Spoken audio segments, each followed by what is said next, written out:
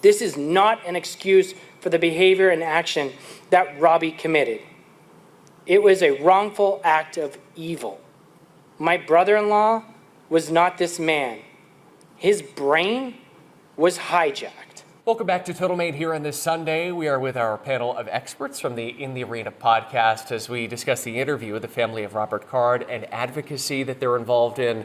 As you just saw there, the Card family testifying before the Lewiston Commission. And clearly, this was not easy for the family. They did not attend memorial events on the one-year anniversary because they didn't want to trigger anyone at that time. Now here we are 16 months after that tragedy, and we're talking to them in depth. What do you make of their decision to come forward and to share their experience and the changes that they hope to see? I think it's remarkable. I think it's really admirable. I cannot imagine the pain that this family has gone through, as all of the families of the victims in this terrible tragedy have. Most cases that we hear about nationally, the families try to stay out of it because of shame, their sadness, anger, whatever it is. In this case, we've seen a family step up and say, we want to use our personal pain and what happened to our brother, our husband, the relationship, and to try to make some change, to make things better, so that this didn't all mean nothing. That we can dig into the causes of this and maybe find ways to prevent it. And it's really something to be admired. They have a lot of courage.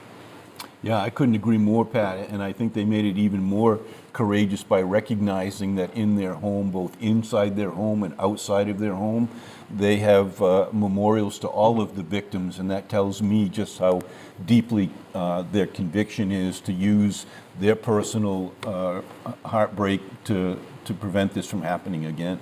Ethan, what do you make of their story?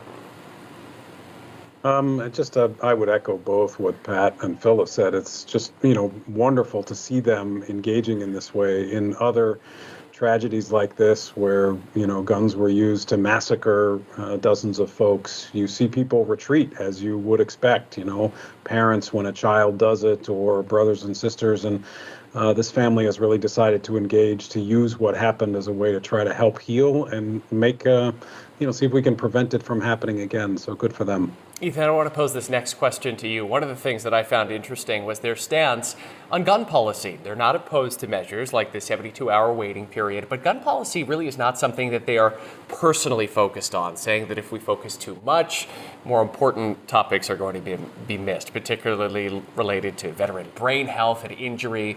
So, Ethan, what do you make of their position that guns really are not the key issue here? Yeah, it's tragic that they feel like if they talk about guns, it's going to distract from being able to talk about the issues around mental health and the issues around, traumatic injury of our veterans and suicide.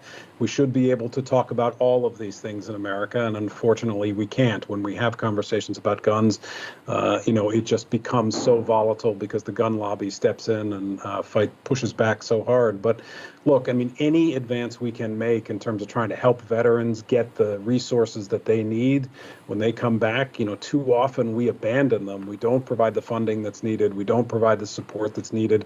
We're even seeing it a little bit now where, veteran benefits are being slashed and veterans are being fired. That's the wrong direction for us to go. So I just really appreciate that they're trying to figure out what it is specifically that could have helped their brother to stop this. Ethan, I want to get back to federal spending in just a minute, but first, Phil, I'll pose this to you. Back in December, Congress passed new requirements for the military. This has included some parts of the Blast Overpressure Safety Act, which Senator King introduced.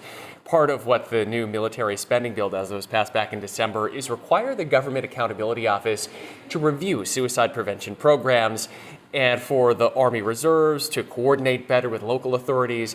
So when you look at the situation involving Robert Card, where there appeared to really be such a disconnect between so many different parties involved in the months leading up to October of 2023, do you think that this plan will help in kind of forcing the hand of the Defense Department to make sure that as it relates to suicide prevention and mental health, that they're working with these local agencies? No question about it. And in fact, they had all of the tools and the resources to prevent this from happening. And the Department of Defense, in my opinion, dropped the ball when they released him from the hospital in New York. And the rest of the story is heartbreakingly well known to all Mainers. They had a chance to prevent this. This initiative is making it very clear what we expect from the Department of Defense and how we help our veterans with mental health issues. All right, we'll follow that. Thank you so much. Remember, new episodes of In the Arena drop every Thursday. You can watch at our website, WMTW.com, YouTube, or listen wherever you get your podcast.